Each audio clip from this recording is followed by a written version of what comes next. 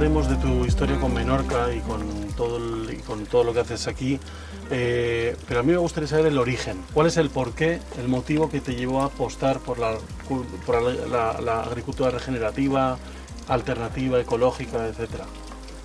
Yo estudio agricultura 50 años antes en París.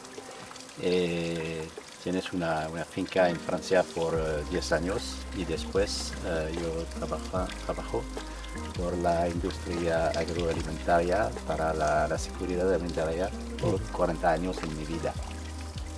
Y yo trabajo en el tema de los residuos de pesticidas en la comida.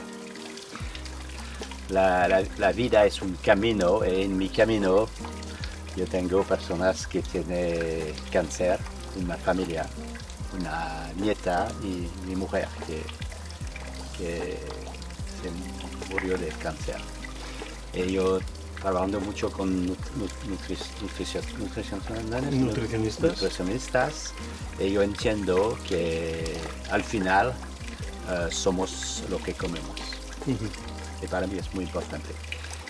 Cuando nosotros compramos esta finca aquí, pienso que es una oportunidad un regalo para mí, una oportunidad de ver un proyecto de agricultura regenerativa.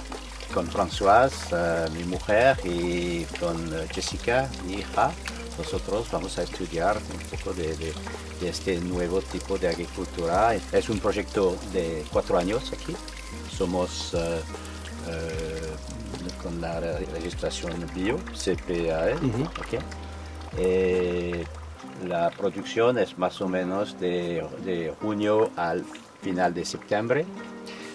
Tenemos 10 restaurantes en la isla que compró las verduras y los huevos y todos los viernes aquí tenemos una tienda con cestas y 2 personas de Saint Louis, de Treballuger, de Torres vienen aquí para comprar los productos.